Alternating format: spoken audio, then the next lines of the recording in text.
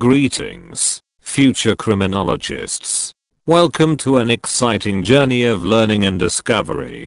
In today's video, we'll dive into criminology, crime detection and investigation with 10 essential questions and answers. Set 4A. To test your knowledge and enhance your understanding. Make sure to stay until the end, and don't forget to like, share, and subscribe for more criminology review content. Stay safe, keep learning, and may you always be blessed. This is Cesar Lombroso, dedicated to your success in criminology.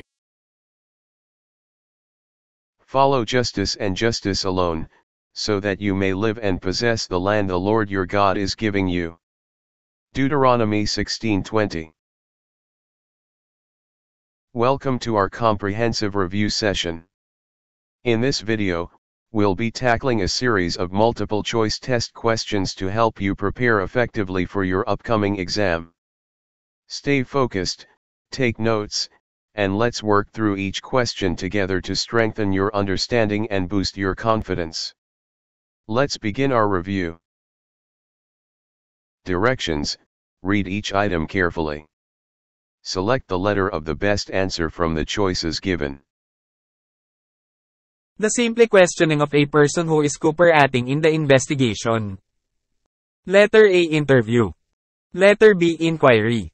Letter C. Interrogation. Letter D. Instrumentation. In the next 5 seconds, select the best response from the available options. 5, 4, 3, 2, 1. The correct answer is A. Interview. Ang tamang sagot ay A. Panayam.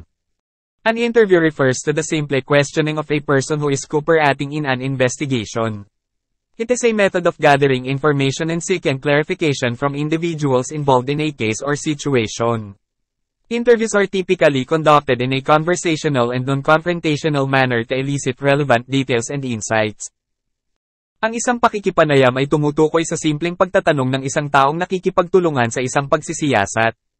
Ito ay isang paraan ng pangangalap ng impormasyon at paghingi ng paglilinaw mula sa mga individual na sangkot sa isang kaso o sitwasyon. Ang mga panayam ay karaniwang isinasagawa sa paraang pakikipag-usap at hindi nakikipag-away upang makakuha ng mga nauugnay na detalye at insight. Option B, Inquiry, generally refers to the process of seeking information or investigating a matter. However, it does not specifically imply the involvement of a person who is cooperating in the investigation. Ang option B, pagtatanong, ay karaniwang tumutukoy sa proseso ng paghahanap ng impormasyon o pagsisiyasat sa isang bagay. Gayunpaman, hindi ito partikular na nagpapahiwatig ng pagkakasangkot ng isang tao na nakikipagtulungan sa investigasyon. Option C, Interrogation, is a more formal and intensive questioning technique often used when dealing with suspects or individuals who are unwilling to cooperate. Interrogations involve a more confrontational approach and may include tactics to elicit information or confessions. Ang option C, Interrogasyon, ay isang mas formal at may sensinang pamamaraan ng pagtatanong na kadalasang ginagamit kapag nakikipag-ugnayan sa mga suspect o individual na ayaw makipagtulungan. Ang mga interogasyon ay nagsasangkot ng isang mas confrontational na diskarte at maaaring kabilang ang mga taktika upang makakuha ng impormasyon o pag-amin. Option D, Instrumentation, is unrelated to the concept of questioning individuals in an investigation. It generally refers to the use of instruments or tools for scientific or technical purposes. Ang option D, Instrumentation, ay walang kaugnayan sa konsepto ng pagtatanong sa mga individual sa isang investigasyon. Ito ay karaniwang tumutukoy sa paggamit ng mga instrumento o kasangkapan para sa mga layuning pang-agham o teknikal. Therefore, the most appropriate answer is A. Interview, as it accurately describes the simple questioning of a person who is cooperating in the investigation. Sa makatuwid, ang pinakaangkop na sagot ay A. Panayam, dahil tumpak nitong inilalarawan ang simpleng pagtatanong ng isang taong nakikipagtulungan sa investigasyon.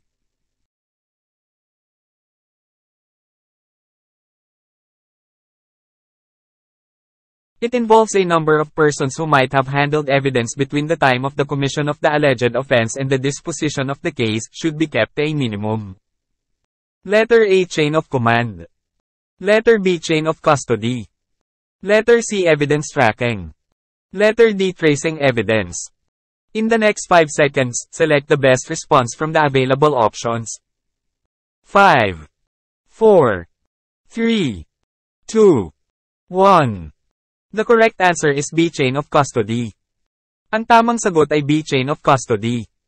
The statement refers to the concept of chain of custody, which involves keeping the number of persons who handle the evidence between the time of the alleged offense and the disposition of the case to a minimum.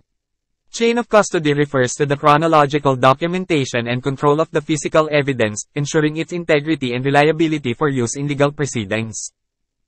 Ang pahayag ay tumutukoy sa konsepto ng chain of custody, na kinabibilangan ng pagpapanatili ng bilang ng mga taong humahawak ng ebidensya sa pagitan ng panahon ng di umano'y pagkakasala at ang disposisyon ng kaso sa pinakamababa. Ang chain of custody ay tumutukoy sa kronolohikal na dokumentasyon at kontrol ng pisikal na ebidensya, na tinitiyak ang integridad at pagiging maaasahan nito para sa paggamit sa mga legal na paglilitis. Option A, Chain of Command, is a term used to describe the hierarchical structure and flow of authority within an organization. It is unrelated to the handling of evidence. Ang option A, Chain of Command, ay isang terminong ginamit upang ilarawan ang hierarchical na istruktura at daloy ng awtoridad sa loob ng isang organisasyon. Ito ay walang kaugnayan sa paghawak ng ebidensya. Option C, Evidence tracking, generally refers to the process of monitoring and documenting the movement and location of evidence during an investigation. While related, it does not specifically address the need to minimize the number of persons handling the evidence. Ang option C, pagsubaybay sa ebidensya, ay karaniwang tumutukoy sa proseso ng pagsubaybay at pagdodokumento sa paggalaw at lokasyon ng ebidensya sa panahon ng pagsisiyasat. Habang may kaugnayan, hindi nito partikular na tinutugunan ng pangangailangan na bawasan ang bilang ng mga taong humahawak ng ebidensya. Option D, tracing evidence, typically refers to the process of identifying the origin or path of evidence to establish its source or movement. It does not specifically address the importance of limiting the number of individuals involved in handling the evidence. Ang option D, ang pagsubaybay sa ebidensya, ay karaniwang tumutukoy sa proseso ng pagtukoy sa pinanggalingan o landas ng ebidensya upang itatag ang pinagmulan o paggalaw nito. Hindi nito partikular na tinutugunan ang kahalagahan ng paglilimita sa bilang ng mga individual na kasangkot sa paghawak ng ebidensya. Therefore, the most appropriate answer is B. Chain of custody, as it accurately reflects the concept described in the statement. Sa makatuwid, ang pinakaangkop na sagot ay B. Chain of custody, dahil ito ay tumpak na sumasalamin sa konseptong inilarawan sa pahayag.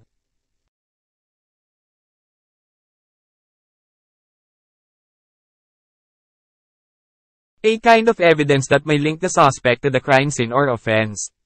Examples are fingerprints, impressions, blood, etc. Letter A. Physical evidence. Letter B. Associative evidence. Letter C. Tracing evidence. Letter D. Factual evidence. In the next 5 seconds, select the best response from the available options. 5, 4, 3, 2, 1. The correct answer is a physical evidence. Ang tamang sagot ay a pisikal na ebidensya. Physical evidence refers to tangible items or material objects that may link a suspect to a crime scene or offense. Examples of physical evidence include fingerprints, impressions, such as shoe prints or tire tracks, blood samples, DNA, fibers, weapons, and any other physical items that can be collected and analyzed in relation to a criminal investigation. Ang pisikal na ebidensya ay tumutukoy sa mga bagay o materyal na bagay na maaaring mag-ugnay sa isang sospek sa isang pinangyarihan ng krimen o pagkakasala. Kasama sa mga halimbawa ng pisikal na ebidensya ang mga fingerprint, mga impression, gaya ng mga tatak ng sapatos o mga track ng gulong, mga sample ng dugo, DNA, mga hibla, armas, at anumang iba pang pisikal na bagay na maaaring kolektahin at suriin kaugnay ng isang kriminal na investigasyon. Option B. Associative evidence, is not a commonly used term in the context of criminal investigations. It does not specifically refer to evidence that links a suspect to a crime scene or offense. Ang option B, kaugnay na ebidensya, ay hindi karaniwang ginagamit na termino sa konteksto ng mga pagsisiyasat ng kriminal. Hindi ito partikular na tumutukoy sa ebidensya na nag-uugnay sa isang suspect sa isang pinangyarihan ng krimen o pagkakasala. Option C, tracing evidence, typically refers to the process of tracking or following the movement or origin of evidence, as mentioned in the previous question. It is not specifically related to evidence that links a suspect to a crime scene. Ang opsyon C, ang pagsubaybay sa ebidensya, ay karaniwang tumutukoy sa proseso ng pagsubaybay o pagsunod sa paggalaw o pinagmulan ng ebidensya, tulad ng nabanggit sa nakaraang tanong. Hindi ito partikular na nauugnay sa ebidensya na nag-uugnay sa isang suspect sa isang pinangyarihan ng krimen. Option D, factual evidence, is a more general term that can encompass various types of evidence, including physical evidence. However, it does not specifically convey the idea of evidence that links a suspect to a crime scene or offense. Ang opsyon D, makatotohanang ebidensya, ay isang mas pangkalahatang termino na maaaring sumaklaw sa iba't ibang uri ng ebidensya, kabilang ang pisikal na ebidensya. Gayunpaman, hindi ito partikular na naghahatid ng ideya ng ebidensya na nag-uugnay sa isang suspect sa isang pinangyarihan ng krimen o pagkakasala. Therefore, the most appropriate answer is a physical evidence, as it accurately describes the type of evidence mentioned in the statement.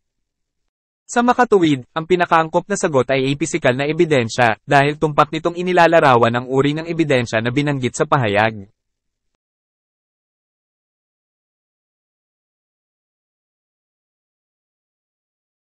Articles and materials which are found in connection with an investigation and which help in establishing the identity of the perpetrator or the circumstances under which the crime was committed or which in general, assist in the prosecution of the criminal. Letter A, physical evidence. Letter B, documentary evidence. Letter C, tracing evidence. Letter D, testimonial evidence. In the next 5 seconds, select the best response from the available options. 5, 4, 3, 2, 1. The correct answer is a physical evidence. Ang tamang sagot ay a pisikal na ebidensya. Physical evidence refers to articles and materials that are discovered in relation to an investigation and aid in establishing the identity of the perpetrator, the circumstances surrounding the crime, or generally assist in the prosecution of the criminal. It includes tangible objects such as weapons, fingerprints, DNA samples, clothing, and any other items that can provide factual information or scientific analysis to support the investigation. Ang pisikal na ebidensya ay tumutukoy sa mga artikulo at materyal na natuklasan kaugnay ng isang pagsisiyasat at tulong sa pagtatatag ng pagkakakilanlan ng may kasalanan, ang mga pangyayari na nakapalibot sa krimen, o sa pangkalahatan ay tumutulong sa pag-uusig sa kriminal. Kabilang dito ang mga nasa salat na bagay tulad ng mga armas, fingerprint, sample ng DNA, damit, at anumang iba pang bagay na maaaring magbigay ng makatotohanang impormasyon o siyentipikong pagsusuri upang suportahan ang investigasyon. Option B, documentary evidence, pertains to written or recorded materials, such as documents, contracts, photographs, or videos, which can serve as evidence in a legal case. While documentary evidence can be helpful in establishing facts, it does not specifically encompass the physical objects or materials mentioned in the question. Ang opsyon B, dokumentaryong ebidensya, ay tumutukoy sa mga nakasulat o naitalang materyales, tulad ng mga dokumento, kontrata, litrato, o video, na maaaring magsilbing ebidensya sa isang legal na kaso. Bagamat maaaring makatulong ang dokumentaryong ebidensya sa pagtatatag ng mga katotohanan, hindi ito partikular na sumasaklaw sa mga pisikal na bagay o materyales na binanggit sa tanong. Option C, tracing evidence, is not a recognized term in the context of evidence collection or investigation. It does not accurately describe the materials found or their role in the investigation. Ang opsyon C, ang pagsubaybay sa ebidensya, ay hindi kinikilalang termino sa konteksto ng pangungulekta o pagsisiyasat ng ebidensya. Hindi nito tumpak na inilalarawan ng mga materyal na natagpuan o ang kanilang papel sa pagsisiyasat. Option D, testimonial evidence, involves statements or testimony given by witnesses or individuals involved in the case. It typically includes their personal observations, experiences, or knowledge related to the events in question. While testimonial evidence can be valuable, it does not encompass the physical articles and materials mentioned in the statement. Ang opsyon D, ebidensya ng testimonya, ay nagsasangkot ng mga pahayag o testimonya na ibinigay ng mga saksi o individual na sangkot sa kaso. Karaniwang kasama rito ang kanilang mga personal na obserbasyon, karanasan, o kaalaman na nauugnay sa mga pangyayaring pinag-uusapan. Bagamat maaaring maging mahalaga ang ebidensya ng testimonial, hindi ito sumasaklaw sa mga pisikal na artikulo at materyales na binanggit sa pahayag. Therefore, the most appropriate answer is a physical evidence, as it accurately describes the articles and materials found in connection with an investigation that aid in establishing the identity of the perpetrator or the circumstances of the crime. Sa makatuwid, ang pinakaangkop na sagot ay pisikal na ebidensya, dahil tumpak nitong inilalarawan ng mga artikulo at materyales na natagpuan kaugnay ng pagsisiyasat na tumutulong sa pagtatatag ng pagkakakilanlan ng may kasalanan o sa mga pangyayari ng krimen.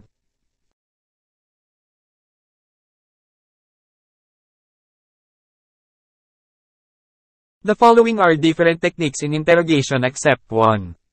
Letter A. Sympathetic approach. Letter B. Emotional appeal. Letter C. Financial assistance. Letter D. Friendliness. In the next 5 seconds, select the best response from the available options. 5, 4, 3, 2, 1. The correct answer is C. Financial assistance. Ang tamang sagot ay C. Tulong pinansyal. The statement is discussing different techniques in interrogation, and financial assistance does not fall under the category of interrogation techniques. Tinatalakay ng pahayag ang iba't ibang pamamaraan sa interogasyon, at ang tulong pinansyal ay hindi nasa ilalim ng kategorya ng mga diskarte sa interogasyon. A sympathetic approach, this technique involves showing understanding and empathy towards the person being interrogated, aiming to build rapport and establish a cooperative atmosphere. A nakikiramay na diskarte, ang pamamaraang ito ay nagsasangkot ng pagpapakita ng pag-unawa at empatiya sa taong tinanong, na naglalayong bumuo ng kaugnayan at magtatag ng isang kooperatiba na kapaligiran. B. Emotional appeal, this technique involves appealing to the emotions of the person being interrogated, using tactics such as guilt, fear, or compassion to elicit information or cooperation. B. Emosyonal na apela, ang pamamaraang ito ay nagsasangkot ng pag-akit sa mga damdamin ng taong ini-interrogate, gamit ang mga taktika tulad ng pagkakasala, takot, o pakikiramay upang makakuha ng impormasyon o pakikipagtulungan. D. Friendliness, this technique involves displaying a friendly and non-confrontational demeanor during the interrogation, with the intention of creating a comfortable environment that encourages the person to provide information. Di pagkakaibigan, ang pamamaraang ito ay nagsasangkot ng pagpapakita ng isang palakaibigan at hindi nakikipaglaban na kilos sa panahon ng interogasyon, na may layunin na lumikha ng komportableng kapaligiran na naghihikayat sa tao na magbigay ng impormasyon. C. Financial assistance, while financial assistance might be a factor or incentive in some investigative scenarios, it is not considered a technique within the context of interrogation. C. Tulong sa pananalapi, bagamat maaaring isang salik o insentibo ang tulong pinansyal sa ilang mga sitwasyon sa pagsisiyasat, hindi ito itinuturing na isang pamamaraan sa loob ng konteksto ng interogasyon. Therefore, the correct answer is C. Financial assistance, as it is not a technique used in interrogation. Sa makatuwid, ang tamang sagot ay C. Tulong pinansyal, dahil hindi ito isang pamamaraan na ginagamit sa interogasyon.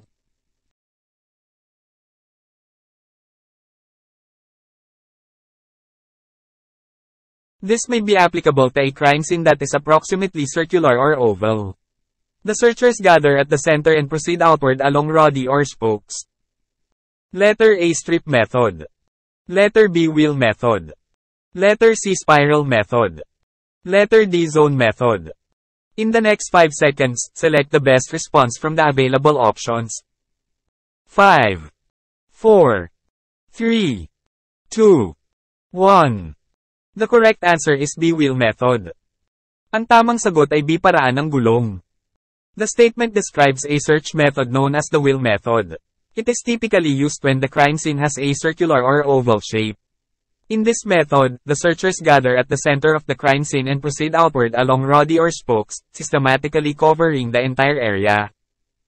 This method allows for a thorough and organized search of the crime scene, ensuring that no areas are missed. Inilalarawan ng pahayag ang isang paraan ng paghahanap na kilala bilang paraan ng gulong. Karaniwan itong ginagamit kapag ang pinangyarihan ng krimen ay may pabilog o hugis-itlog na hugis. Sa pamamaraang ito, ang mga naghahanap ay nagtitipon sa gitna ng pinangyarihan ng krimen at nagpapatuloy palabas sa roddy o spokes, na sistematikong sumasakop sa buong lugar. Ang pamamaraang ito ay nagbibigay daan para sa isang masusing at organisadong paghahanap sa pinangyarihan ng krimen, na tinitiyak na walang mga lugar na napalampas. Option A, strip method, involves dividing the crime scene into strips and searching each strip in a systematic manner, typically from one end to the other. It is more suitable for linear or rectangular crime scenes.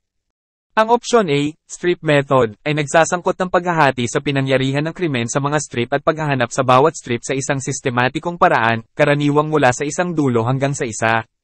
Ito ay mas angkop para sa mga linear o rectangular na eksena sa krimen. Option C, spiral method, involves starting at a central point and moving in a spiral pattern towards the outer edges of the crime scene. While it involves an outward movement, it does not specifically mention roddy or spokes like the description provided. Ang option C, spiral method, ay nagsasangkot ng pagsisimula sa gitnang punto at paglipat sa spiral pattern patungo sa mga panlabas na gilid ng pinangyarihan ng krimen. Bagamat nagsasangkot ito ng panlabas na paggalaw, hindi nito partikular na binanggit ang roddy o spokes tulad ng ibinigay na paglalarawan.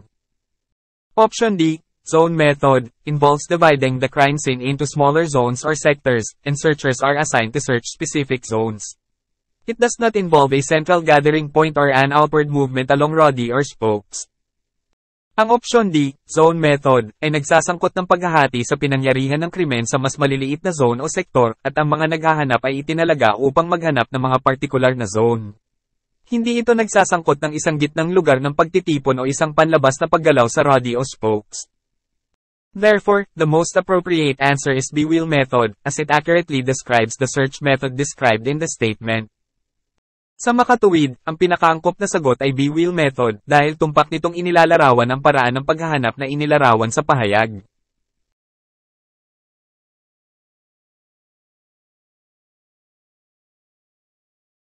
The area to be searched is divided into quadrants and each searcher is assigned to one quadrant.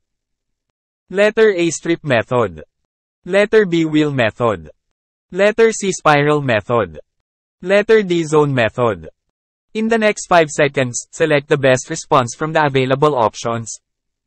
5, 4, 3, 2, 1. The correct answer is D, zone method. Ang tamang sagot ay D, zone method. The zone method is a search technique where the area to be searched is divided into quadrants, and each searcher is assigned to one specific quadrant. This method ensures systematic coverage of the entire search area by allocating specific zones to individual searchers. Ang zone method ay isang diskarte sa paghahanap kung saan ang lugar na hahanapin ay nahahati sa mga quadrant, at ang bawat naghahanap ay itinalaga sa isang partikular na quadrant. Tinitiyak ng pamamaraang ito ang sistematikong saklaw ng buong lugar ng paghahanap sa pamamagitan ng paglalaan ng mga partikular na zone sa mga individual na naghahanap. Option A, the strip method, involves dividing the search area into strips and searching each strip sequentially. This method is commonly used in open or linear areas. Ang option A, ang paraan ng strip, ay nagsasangkot ng paghahati sa lugar ng paghahanap sa mga piraso at paghahanap sa bawat strip ng sunod-sunod. Ang pamamaraang ito ay karaniwang ginagamit sa bukas o linear na mga lugar. Option B, the wheel method, is a search technique where searchers start at a central point and radiate outwards like spokes on a wheel. This method is often used in search and rescue operations. Ang option B, ang paraan ng gulong, ay isang diskarte sa paghahanap kung saan nagsisimula ang mga naghahanap sa isang gitnang punto at nagliliwanag palabas tulad ng mga spokes sa isang gulong. Ang paraang ito ay kadalasang ginagamit sa paghahanap at pagliligtas. Option C, the spiral method, involves searchers starting at a central point and moving outward in a circular or spiral pattern. This method is often used in situations where a concentrated search is required in a specific area. Ang option C, ang spiral method, ay nagsasangkot ng mga naghahanap na nagsisimula sa isang gitnang punto at lumilipat palabas sa isang pabilog o spiral pattern. Ang pamamaraang ito ay kadalasang ginagamit sa mga sitwasyon kung saan ang isang puro paghahanap ay kinakailangan sa isang partikular na lugar.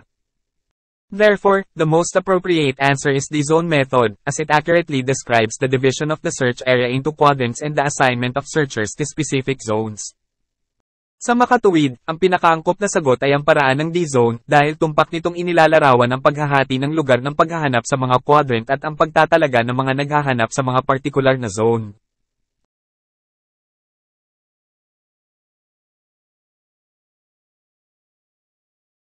The searchers follow each other in the path of a crime scene beginning in the outside and circling around a central point.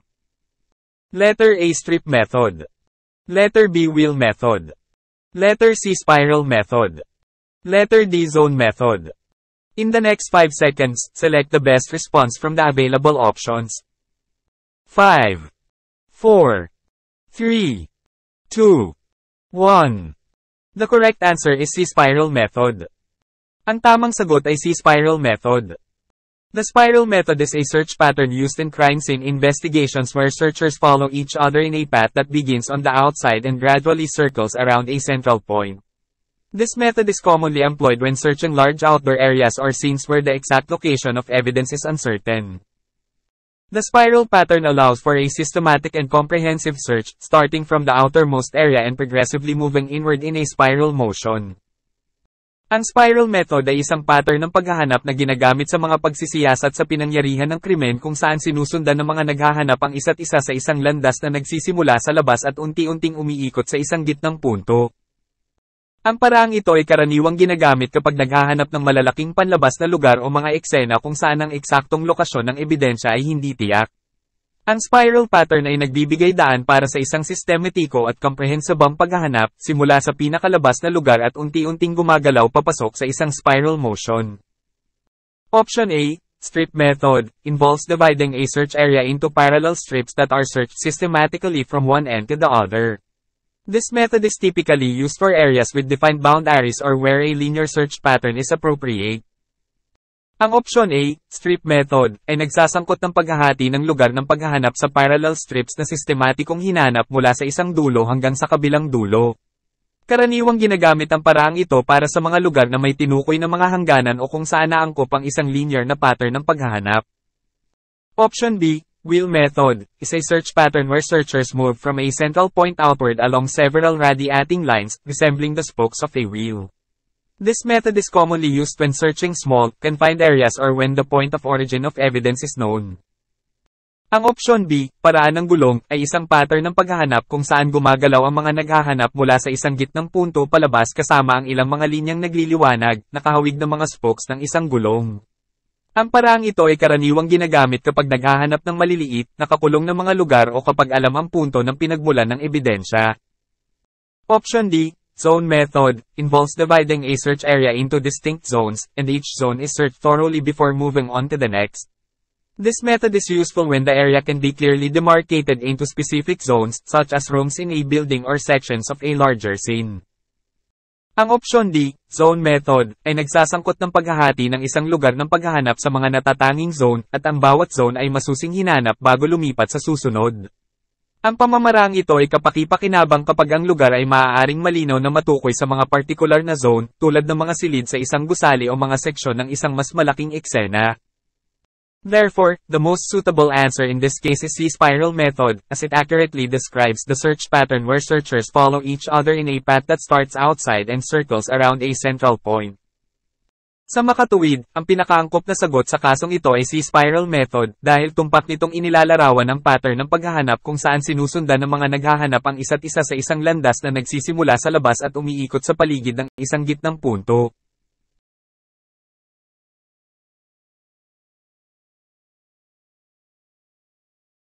A kind of gathering information whereby a subject is being followed. Letter A, convoy. Letter B, caravan. Letter C, tailing. Letter D, surveillance. In the next 5 seconds, select the best response from the available options. 5, 4, 3, 2, 1. The correct answer is C, tailing. Ang tamang sagot ay C, tailing. Tailing refers to a method of gathering information where a subject is being followed. It typically involves discreetly monitoring and observing the activities, movements, and interactions of a person or group of interest. Ang tailing ay tumutukoy sa isang paraan ng pangangalap ng impormasyon kung saan sinusunod ang isang paksa. Karaniwang kinabibilangan ito ng maingat na pagsubaybay at pagmamasid sa mga aktibidad, galaw, at pakikipag-ugnayan ng isang tao o grupo ng interes. Option A, convoy, refers to a group of vehicles or people traveling together for protection or assistance, and it does not specifically involve gathering information or following a subject. Ang option A, convoy, ay tumutukoy sa isang grupo ng mga sasakyan o mga taong magkasamang naglalakbay para sa proteksyon o tulong, at hindi ito partikular na kinasasangkutan ng pangangalap ng impormasyon o pagsunod sa isang paksa. Option B, caravan, typically refers to a group of travelers journeying together for mutual support or convenience. It is unrelated to the concept of gathering information by following a subject. Ang opsyon B, caravan, ay karaniwang tumutukoy sa isang grupo ng mga manlalakbay na magkasamang naglalakbay para sa kapwa-suporta o kaginhawahan. Ito ay walang kaugnayan sa konsepto ng pangangalap ng impormasyon sa pamamagitan ng pagsunod sa isang paksa. Option D, surveillance, refers to the systematic observation and monitoring of individuals, places, or objects for various purposes, including gathering information. Surveillance can involve techniques such as visual observation, electronic monitoring, or other methods to gather information. Ang opsyon D, pagsubaybay, ay tumutukoy sa sistematikong pagmamasid at pagsubaybay sa mga individual, lugar, o bagay para sa iba't ibang layunin, kabilang ang pangangalap ng impormasyon. Ang pagsubaybay ay maaaring may kasamang mga diskarte tulad ng visual na pagmamasid, elektronikong pagsubaybay, o iba pang mga paraan upang mangalap ng impormasyon. While surveillance is a broader term that encompasses various methods, tailing specifically refers to the act of following a subject to gather information, making it the most appropriate answer in this context. Bagamat ang pagsubaybay ay isang mas malawak na termino na sumasaklaw sa iba't ibang pamamaraan, partikular na tumutukoy ang tailing sa pagkilos ng pagsunod sa isang paksa upang mangalap ng impormasyon, na ginagawa itong pinakaangkop na sagot sa kontekstong ito. Therefore, the correct answer is C. Tailing. Sa makatuwid, ang tamang sagot ay C. Tailing.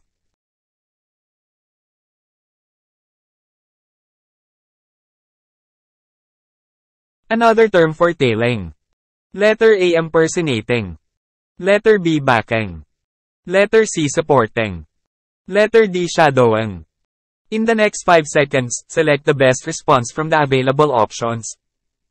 5, 4, 3, 2, 1. The correct answer is D. Shadowing. Ang tamang sagot ay D. Shadowing. Shadowing is another term for tailing, which refers to the act of closely following and monitoring someone discreetly. It involves maintaining surveillance on an individual or a target without their knowledge. This can be done for various purposes, such as gathering information, conducting investigations, or ensuring security. Ang pagshadow ay isa pang termino para sa tailing na tumutukoy sa pagkilos ng malapit na pagsunod at pagsubaybay sa isang tao ng maingat. Kabilang dito ang pagpapanatili ng pagsubaybay sa isang individual o isang target nang hindi nila nalalaman.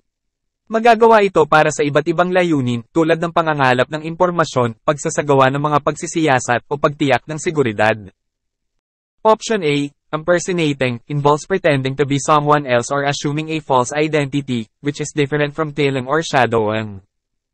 Ang opsyon A, pagpapanggap, ay nagsasangkot ng pagpapanggap bilang ibang tao o pagpapalagay ng isang maling pagkakakilanlan, na iba sa pagbubunot o pagshadow. Option B, backing, typically refers to providing support or assistance to someone, rather than following or monitoring them. Ang opsyon B, pagback, ay karaniwang tumutukoy sa pagbibigay ng suporta o tulong sa isang tao, sa halip na sundin o subaybayan sila. Option C, supporting, generally means assisting or helping someone, but it does not specifically relate to the act of tailing or shadowing. Ang opsyon C, pagsuporta, sa pangkalahatan ay nangangahulugan ng pagtulong o pagtulong sa isang tao, ngunit hindi ito partikular na nauugnay sa pagkilos ng pagbuntot o pagshadow. Therefore, the most appropriate answer is D. Shadowing, as it accurately represents another term for tailing or closely following someone while remaining unnoticed. Sa makatuwid, ang pinakaangkop na sagot ay D. Shadowing, dahil tumpak itong kumakatawan sa isa pang termino para sa pagbuntot o malapit na pagsunod sa isang tao habang nananatiling hindi napapansin.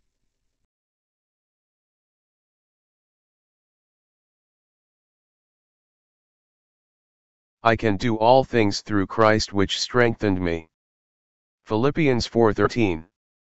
This verse emphasizes faith, perseverance, and reliance on God's strength in all aspects of life, including challenges in law, justice, and moral decision-making.